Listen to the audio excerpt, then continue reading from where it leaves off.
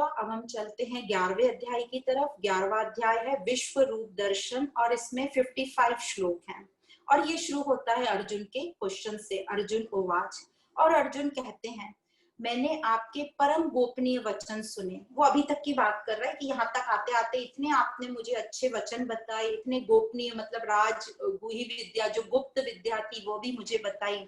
मैंने आपसे संपूर्ण प्राणियों की उत्पत्ति तथा विनाश सुना। और फिर संबोधित करते, हे कमल नयन, आपका अव्यय अविनाशी महात्मा भी मैंने सुना। कमल नयन से कहने का मतलब वो सुंदरता की बात नहीं कर रहे हैं, वो जो श्री कृष्ण में जो तेज दिख रहा है उसकी वो बात कर रहे हैं। मैंने सत और असत भी सुना, यह भी समझा कि सत असत आप ही हैं। आपसे जो जुड़ जाए वह आनंद में रहेगा। और कहते हैं, हे परमेश्वर, आप अपने को जैसा कहते हैं मैं आपको वैसा ईश्वर रूप को देखना चाहता हूँ। जो 10वें अध्याय के आखिरी में बोला कि मैं अपने एक अंश में सब व्याप्त करके बैठा हूँ, तो वो मैं आपको देखना चाहता हूँ। क्योंकि एक आंखों से देख लो तो एक अलग पक्का हो जाता है, एक हम सुन रहे हैं, एक आंखों से देख रहे हैं। इसलिए अर्जुन कह रहे हैं मुझे वो आपका स्वरूप दिखाइए। यदि मेरे द्वारा देखने लायक मैं हूं, मैं शक्य हूं देखने लायक, तो आप मुझे दिखाइए।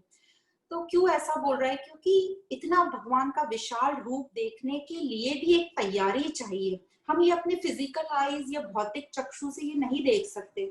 इसमें से तो हमें अपनी डेली में भी कुछ अच्छाइयां नहीं दिखती, ज्यादातर हम नेगेटिव देखते हैं क्योंकि हमारी दृष्टि बाहर की ओर ही है। तो श्री भगवान बोलते हैं, हाँ अर्जुन, आदित्यों को देखो, इन रुद्रों को देखो और ये कभी ना देखे हुए आश्चर्य को देखो, चर अचर सबको देखो। तो भगवान ने जैसे ही बोलना शुरू किया ये सब देखो, पर अर्जुन को कुछ नहीं दिख रहा था। तो अर्जुन तो अपनी आंखें मल रहे थे क्योंकि उनको कुछ दिखाई नहीं दे रहा था, क्योंकि अभी उनकी तैयारी नहीं थी, अभी उनकी बुद्धि में वो विवेक पूरी तरह नहीं आया था कि वो देख सकें जो श्री भगवान बोल रहे हैं। फिर श्री भगवान बोलते हैं, अर्जुन तुम इन नेत्रों से नहीं देख पाओगे क्योंकि ये तुम्हारे भौतिक चक्षु है, इनका एक लिमिटेशन होगा, इनसे नहीं देख पाओगे। मैं तुम्हें दिव्य चक्षु देता हूँ। तो दिव्य चक्षु देने का मतलब क्या? दिव्य चक्षु मतलब जो अनुभव कर सकें। तो अनुभव करने के लिए हमारी बुद्धि को बहुत ही विवेकवान और एक हमारे में वैराग्य होना चाहिए, तभी हम अनुभव कर सकते हैं। तो अनुभव करने की क्षमता के लिए जैसे कहा गया प्रज्ञावान बुद्धि की बहुत आवश्यकता है। तो पहले ज्ञान से हमें अपनी बुद्धि को कुशाग्र करना है, प्रज्ञावान बनाना है, तभी हमको हमारे में दर्शन करने की सामर्थ्य प्राप्त होगी।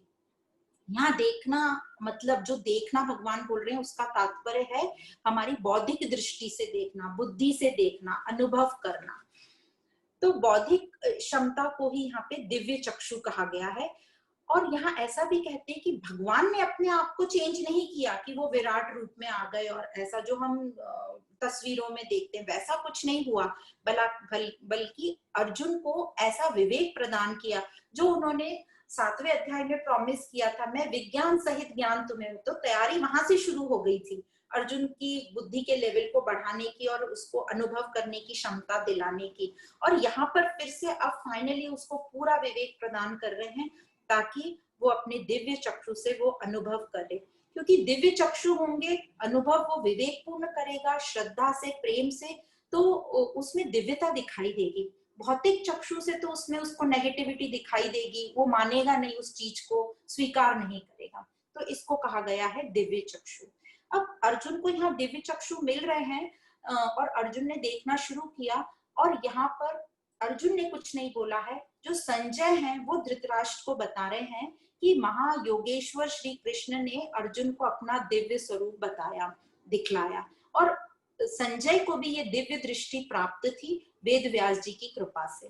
तो कहते हैं, ऐसा एक स्टोरी में पढ़ा है कि वो दृष्टि वेद व्यास जी धृतराष्ट्र जी को देना चाहते थे, पर धृतराष्ट्र जी जो अपने तमोगुण के कारण उनको पता था कि ये अंत में देख नहीं पाऊंगा, इसलिए वो दृष्टि उन्होंने नहीं ली। वो दृष्टि संजय को दी गई और संजय उसके पूरे लायक थे। संजय मतलब जो समत्वता में रहता है, तो संजय को ये दृष्टि वेद व्यास जी की कृपा से मिली। संजय वेद व्यास जी के शिष्य भी थे।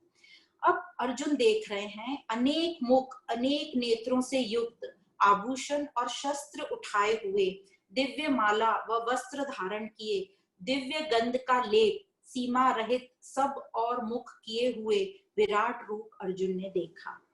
तो अनेक मुख और अनेक नेत्रों से युक्त मतलब उतना अनुभव हो रहा है उसको कि इतना सब वो देख रहा है। ये नेत्र और अनेक मुख से ये सब हमारी इंद्रियां और सेंस ऑर्गन अनुभव करते हैं। और ये सब जो इतनी विशालता है वो सीमित शब्दों में असीमित को बताने की कोशिश करी गई है और पूरी सीमित शब्दों में पूरी समष्टि को दर्शा रहे हैं। आभूषण धारण किए हुए और शस्त्रों को उठाए हुए। आभूषण मतलब आभूषण हम कब पहनते हैं? जब आनंद में रहते हैं, जब अच्छाई कुछ अच्छा उत्सव होता है तो आभूषण धारण किए हुए का मतलब अच्छाई और आनंद और शांति उसको उस विराट रूप में दिख रही है। शस्त्रों को उठाए हुए। शस्त्र कब उठाते हैं? जब चिंता दुख मतलब जो युद्ध होने वाला है तो वो बुराई को दर्शा रहा है। आगे बोलते हैं सीमा रहित सब और मुख किए हुए। मतलब सब और मुख किसका होगा? निराकार का होगा। हम तो अपना मुख एक ही तरफ कर सकते हैं, तो ये निराकार को बताने के लिए सीमा रहित और सब और मुख को बताने का मतलब है सीमा रहित और घट घट वासी, ऑल परवेडिंग, हर जगह जो व्याप्त है। फिर विराट स्वरूप। विराट स्वरूप मतलब हर जगह हर चीज में उन्हें वही दिखाई दे रहा है। तो इस प्रकार दिव्यता वाला स्वरूप अर्जुन ने देखा।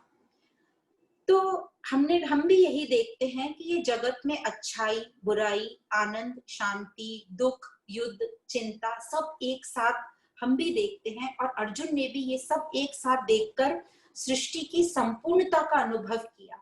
हम कब देखते हैं? जब सिर्फ हमारे सामने वो परिस्थिति आती है तब हम उसमें दुखी सुखी होते हैं, बाकी टाइम में हमें पूरा टोटलिटी का ज्ञान नहीं रहता। पर अर्जुन ने एक साथ सबको देख लिया और पूरी सृष्टि की संपूर्णता को अनुभव किया। आगे अर्जुन देखते हैं हजारों सूर्यों सा प्रकाश एक साथ देखा।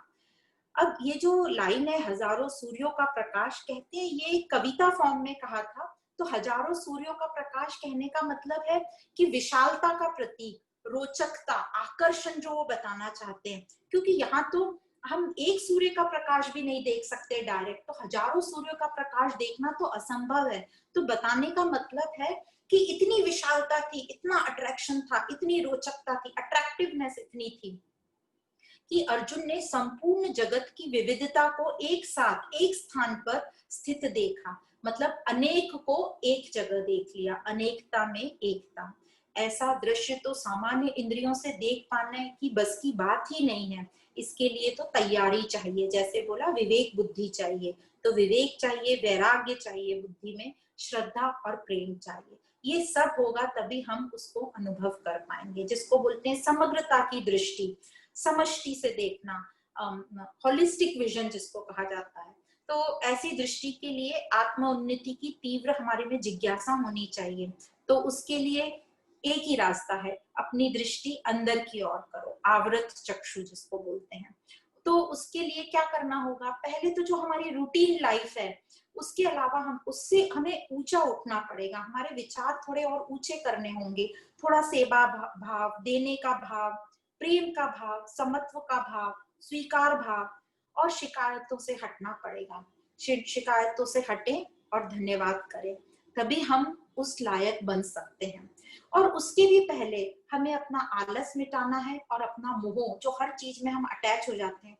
यदि हम अभी अपनी लिस्ट बनाना शुरू करेंगे तो हम देखेंगे हम बहुत छोटी छोटी चीजों से, जिसकी कोई वैल्यू ही नहीं है, 2 रुपए की भी वैल्यू नहीं है, हम उससे भी अटैच हो जाते हैं। तो सबसे पहले हमारा मोह हमें हटाना है। और आलस, जो तमोगुण के कारण आलस है कि कल कर लेंगे, देख लेंगे, रोज तो चलता है लेक्चर, अब तो क्या सब जगह अवेलेबल है, कल कर लेंगे या आराम से कर लेंगे, तो ये आलस को भी हमें हटाना होगा। ये दो हमारे बहुत बड़े शत्रु हैं। अब ये सब कौन कर सकता है? तो ये सब मैं कर सकती हूँ। सब अपने आप को बोलो ये हम कर सकते हैं, और ये आध्यात्मिक अध्ययन हमें उसमें पूरी मदद करेगा आगे बढ़ने में। अब अर्जुन ने ये जो इतना विशाल रूप देखा, उसने देखा कि ये जो विशाल रूप है श्री पुरुषोत्तम का, तो उसको बड़ी हैरानी हो रही है कि इतना सुंदर इतना विशाल रूप की मैं कहीं नजर ही नहीं टिका पा रहा। तो वो आश्चर्य से चकित, हैरत में और भाव विभोर, पूरे भाव में भीगे हुए दोनों हाथ जोड़कर श्री भगवान को नमस्कार करते हैं और कहते हैं कि मैं आपको नमस्कार करता हूँ। और मैं आप में सभी देवताओं को देखता हूँ। तो यहाँ नमस्कार का मतलब ये है कि अर्जुन पूरा सरेंडर भाव में, समर्पित भाव में आ गया। अब जो उसको थोड़ी भी इधर उधर थी कि शायद ये भगवान नहीं है, ये कौन है, अब वो पूरा समर्पित भाव में आ गया, उसको पूरा अनुभव हो गया। और नमस्कार का यहाँ ये भी मतलब है कि इतना रोमांचित सीन देखकर अर्जुन के एक बार कहने पर श्री कृष्ण ने अपना विशाल रूप उसको दिखा दिया, परमात्मा ने अपनी विशाल सृष्टि दिखा दी। उसके लिए वो एकदम धन्यवाद देने के लिए तैयार था और सोच रहा था धन्यवाद भी बहुत छोटा शब्द है, तो उसने नमस्कार किया। नमस्कार का यहाँ मतलब समर्पण। और दूसरा कि ये जो दोनों हमारी हथेलियां बताई हैं उसको आत्मा का स्वरूप बताया है। तो अब अर्जुन अपने आप को आत्मा और सबको आत्मा की नजर से देख रहा है। और ये जो पांचों उंगलियां हैं, ये पांच हमारे कोश, जो शरीर जिससे बना है, उसको यूनाइट करके आनंदमय कोश की तरफ बढ़ने की बात बता रहे हैं। तो जो हमारे पांच कोश हैं, तो सबसे पहले तो अन्नमय कोश आता है जिससे हमारा शरीर बनता है। फिर आता है प्राणमय कोश, जो हम वायु अंदर लेते हैं और जिससे हमारी शरीर की क्रियाएं चलती है, भूख प्यास लगती है। फिर आता है मनोमय कोश, हमारे मन से जो चलता है। फिर आता है विज्ञानमय कोश, जो हमारी बुद्धि जिससे चलती है, और बुद्धि का पे इतना पावर है कि वो सबको कंट्रोल कर सकती है।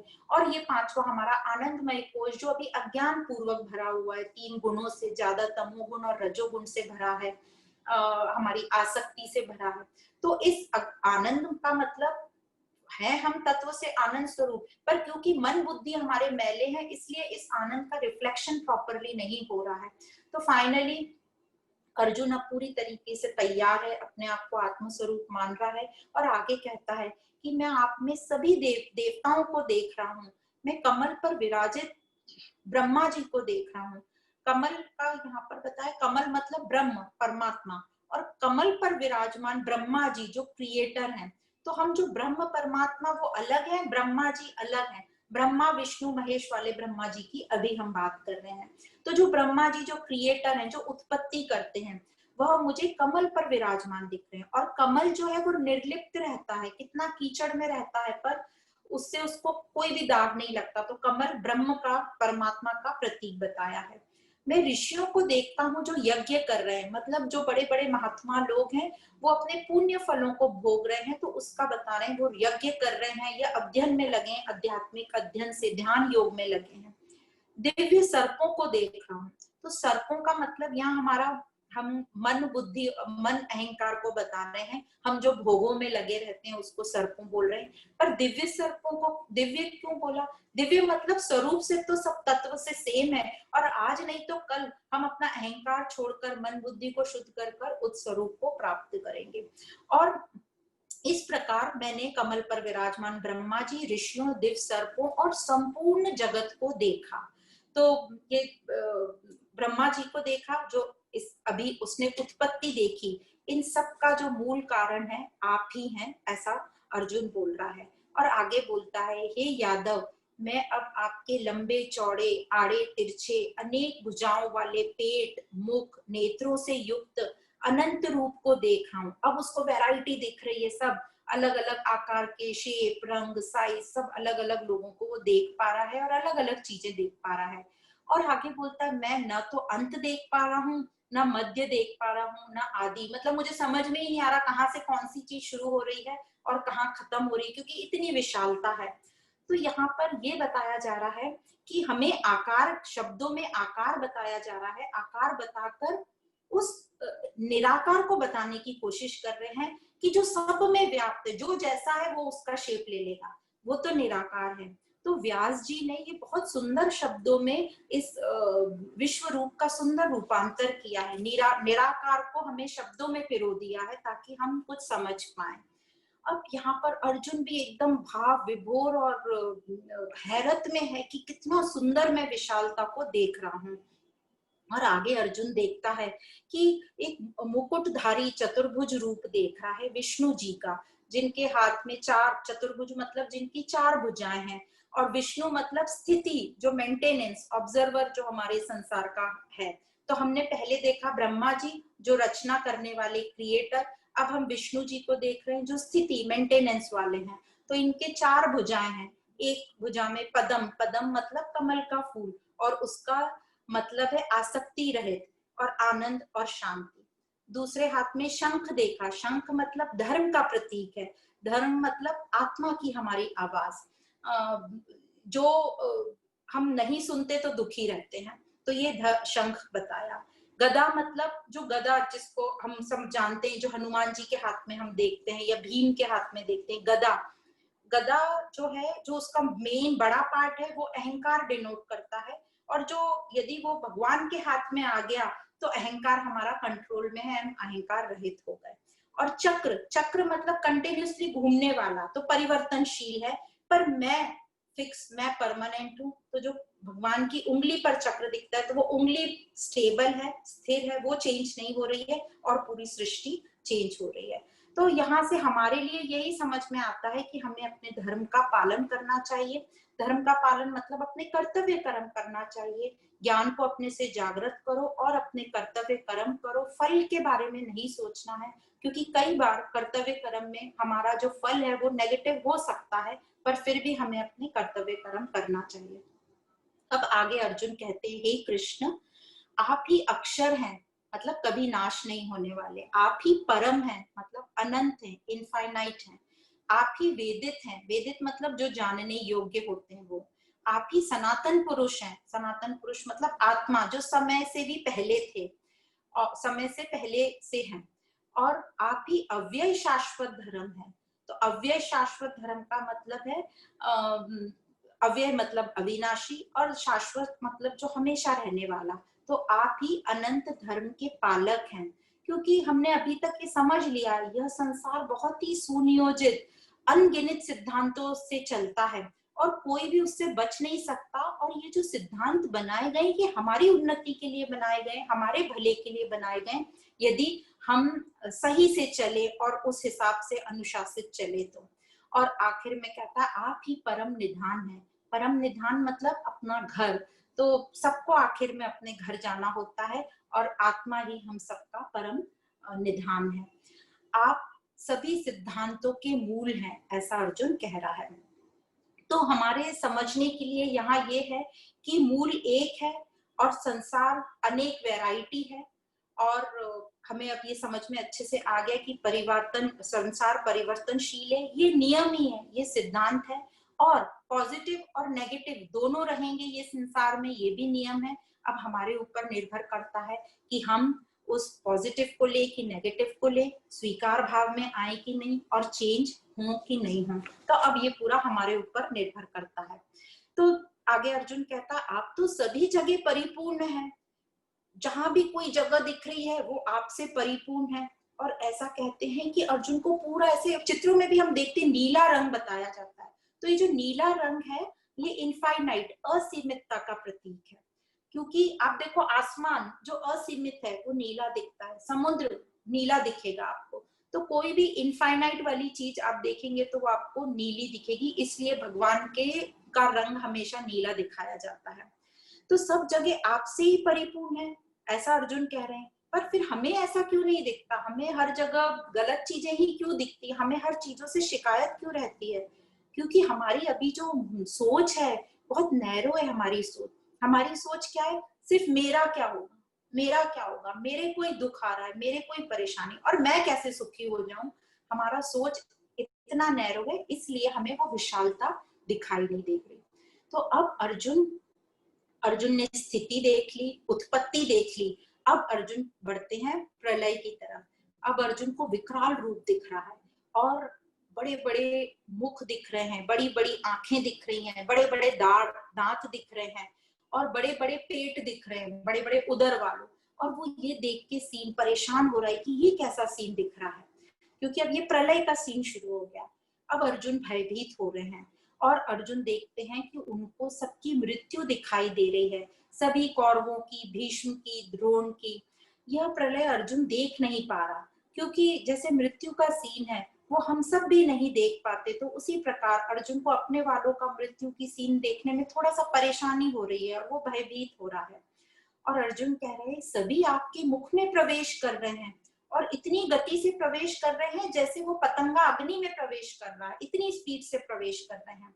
और आप उन सबको जीभ से मुख को चाट रहे हैं, जो भी इधर उधर आपके लग गया है रक्त, जो भी उनका, वो आप जीभ से चाट रहे हैं, मुझे ऐसा नजर आ रहा है।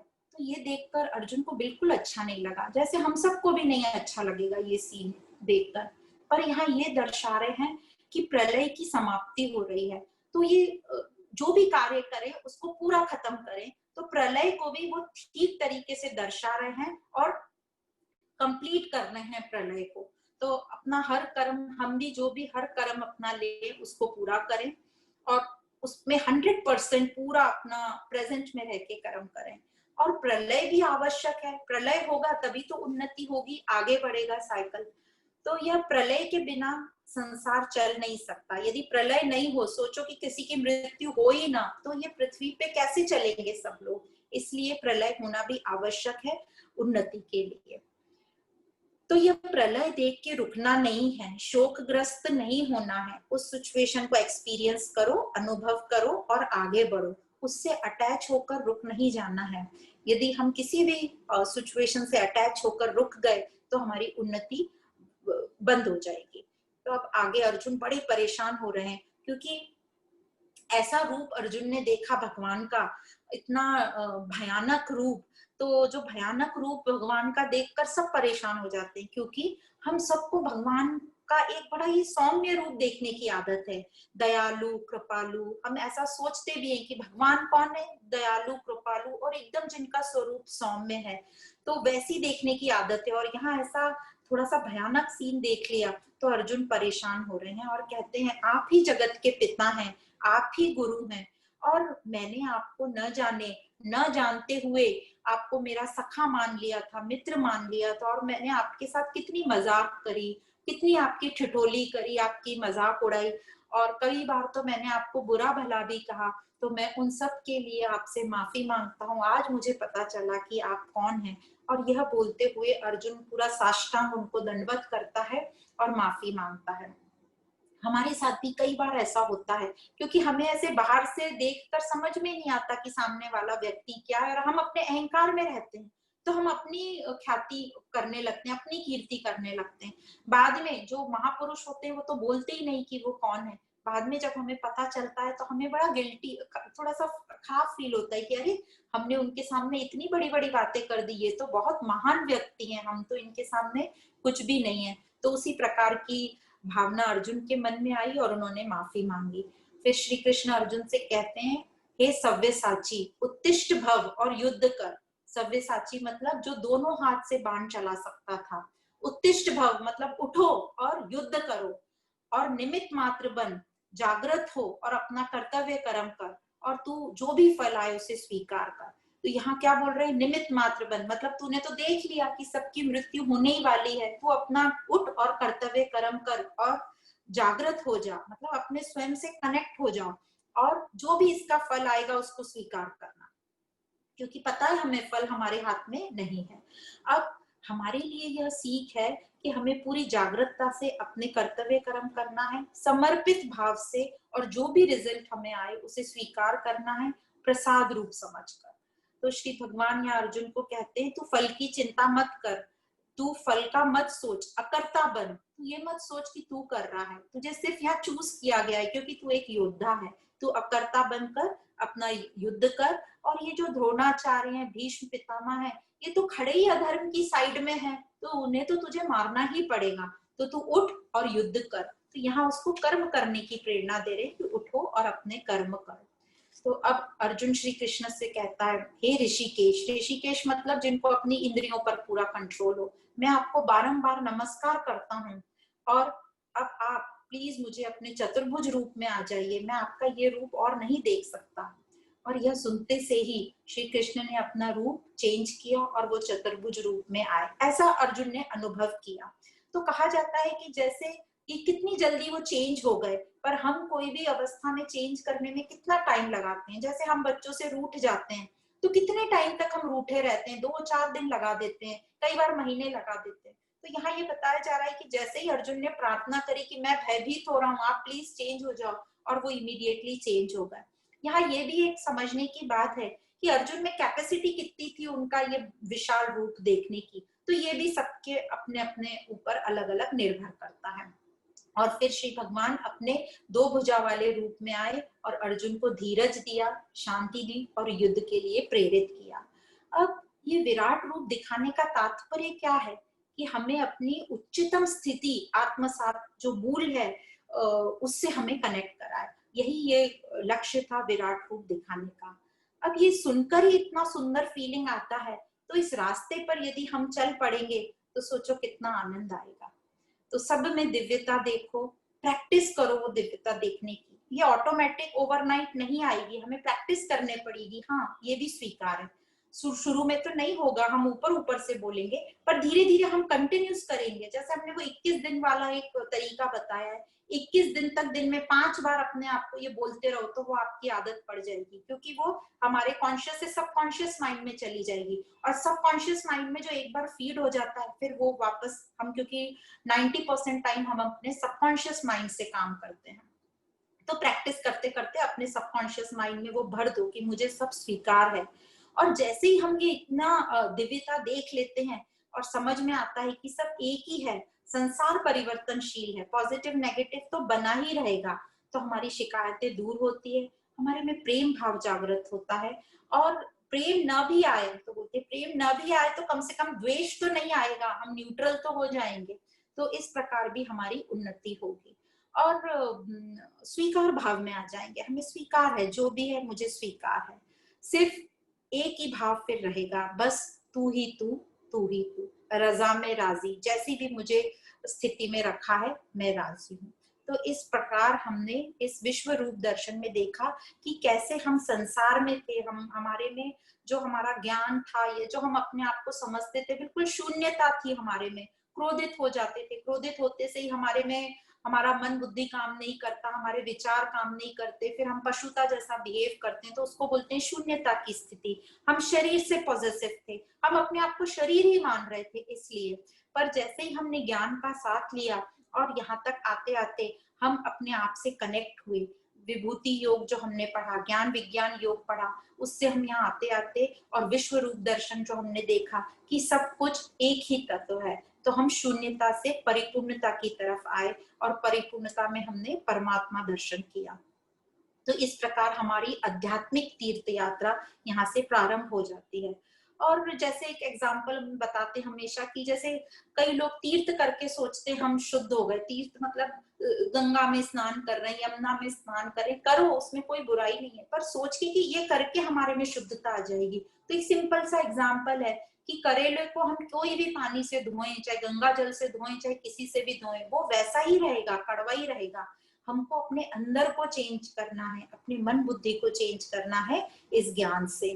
तो बुद्धि से हम, अब ज्ञान से अपनी बुद्धि को तेज करेंगे, उससे कर्म योगी बनेंगे, फिर अपने स्वरूप को जानेंगे ज्ञान से, और भक्ति योग से हमारे में सबके प्रति प्रेम जागृत होगा, ईश्वर के प्रति प्रेम होगा, श्रद्धा आएगी हमारे में। श्रद्धा बहुत इंपॉर्टेंट है, जब तक किसी चीज में आप श्रद्धा नहीं रखोगे, आप उसको उत्साह पूर्वक करोगे ही नहीं। तो श्रद्धा आनी चाहिए। श्रद्धा मतलब विश्वास और समझ, साथ में लगन और निष्ठा। और ये हम सब में ऑलरेडी इन बॉर्न है, हम सब की बुद्धि में ये श्रद्धा जो है बुद्धि की क्षमता है, और हम सब में वो है बाय डिफॉल्ट, बस उसको थोड़ा हमें आगे बढ़ाना है। तो इस प्रकार यह 11वां अध्याय विश्व रूप दर्शन यहाँ समाप्त होता है। तो एक छोटी सी स्टोरी जो कि बड़ी ही अच्छी लगती है और हमें जल्दी से समझ में आ जाती है कि ये विश्व रूप दर्शन या विश्व को अपना समझने के लिए हमें क्या करना होगा। तो एक माँ रहती है, वो अपने छोटे बच्चे से बहुत परेशान होती है, क्योंकि वो बच्चा जो बहुत ही जिज्ञासु रहता है हर चीज में, ये क्या है, ये क्या है, वो क्या है, वो क्या, वो कैसे हुआ, वो कैसे हुआ। तो वो माँ परेशान हो जाती है ना आंसर देते देते, और फिर माँ को बहुत सारे काम होते हैं, खाना बनाना है, टिफिन बनाना है। तो वो सोचती है, उसको मार्केट में एक पजल दिखती है, तो वो सोचती है, उसके बहुत सारे छोटे छोटे पीसेस होते हैं, तो वो सोचती है ये पजल अच्छी है, मेरी बच्ची को दे दूंगी तो 5-6 घंटे शांति हो जाएगी। तो वो पजल में वो देखती है तो संसार का मैप रहता है, छोटे छोटे टुकड़े, तो बोलती है बहुत टाइम लगेगा मेरी बच्ची को बनाने में, और वो लेके आती है और अपनी बेटी को देती है, और वो बहुत खुश होती है माँ की अब 4-5 घंटे की छुट्टी। पर 10-15 मिनट बाद ही वो बच्ची आ जाती है कि ये पजल मैंने पूरा कर लिया। तो माँ को बड़ा आश्चर्य होता है कि इतनी जल्दी ये पजल कैसे पूरा कर लिया, इसमें तो बहुत सारे टुकड़े थे। तो बच्ची से पूछती है, ये तो इतना कॉम्प्लिकेटेड था, तुमने इतनी जल्दी कैसे पूरा कर लिया? तो बच्ची बोलती, हाँ मेरे को भी देख के बहुत कॉम्प्लिकेटेड लगा, इतने सारे पीसेस थे इसमें, पर मम्मी दूसरी तरफ इसके मैंने देखा तो सिर्फ एक इंसान के 2 हाथ 2 पैर और एक मुंह था, तो मैंने सिर्फ इंसान को मिला दिया तो संसार अपने आप मिल गया। तो ये बहुत अच्छा हमको लेसन है कि हमें सिर्फ अपने को पूर्ण करना है। हम अपने को पूरा अच्छे से ऑर्गेनाइज कर लेंगे तो हमें बाहर कोई भी चीज गड़बड़ नहीं लगेगी। तो शुरू हमने अपने आप से करना है। बाहर की चीजें ठीक करने हमारा क्या होता है, हम बाहर लोगों में टिप्पणी टीका करते रहते हैं, हम रीतों रिवाजों में उलझे रहते हैं, किसी ने ये नहीं किया, किसी ने वो नहीं किया, उसी में हम गुत्थे रहते हैं। तो ये समझ लो हमें अपने आप से ऑर्गेनाइज रहना है, तो बाहर की सब चीज हमें ऑटोमेटिकली ऑर्गेनाइज दिखेगी। एक और बहुत सुंदर सी स्टोरी है। एक बार एक थोड़े से एल्डरली व्यक्ति भक्त थे गुरु के, और गुरु के पास जाते हैं और बोलते हैं, अरे गुरु जी कल जन्माष्टमी थी और वो जैसे ही लड्डू गोपाल को मैंने देखा कि लड्डू गोपाल के दर्शन किए, तो मुझे लड्डू गोपाल को देखकर अपने नाती पोतों की याद आ गई। तो गुरु जी बोलते, वो तो ठीक है, तुम्हें लड्डू गोपाल को देख के अपने नाती पोतों की याद आई, पर होना उल्टा चाहिए, तुम्हें अपने नाती पोतों को देखकर लड्डू गोपाल की याद आनी चाहिए। जिस प्रकार हम शिवलिंग को देखकर हम पत्थर की याद नहीं कर सकते, पत्थरों को देखकर हमें शिवलिंग की याद करनी चाहिए। कहने का तात्पर्य ये है कि हर चीज में हम तत्व को देखें, ना कि तत्व को देखकर और फिर हम सांसारिक चीजों से कंपेयर करें। तो इस प्रकार ये 2 दृष्टांत अच्छे लगे थे सुनाने के लिए। 11वें अध्याय में 55 श्लोक हैं। फर्स्ट 4 श्लोक अर्जुन भगवान से प्रार्थना करता है विश्व रूप दिखाने के लिए।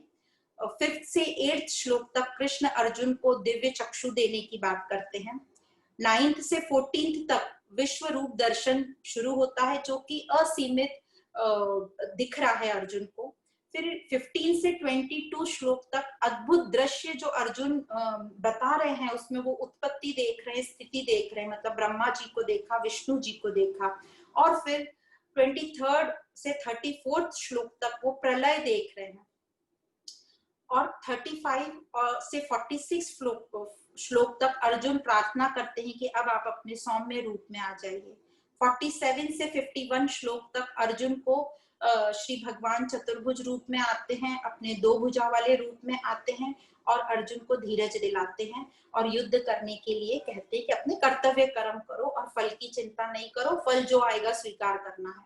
और 52 से 55 श्लोक तक भगवान बताते हैं कि ब्रह्म प्राप्ति का यही पथ है कि तत्व की तरफ दृष्टि रखो, अपने आप को जानो, अपने स्वयं को पहचानो।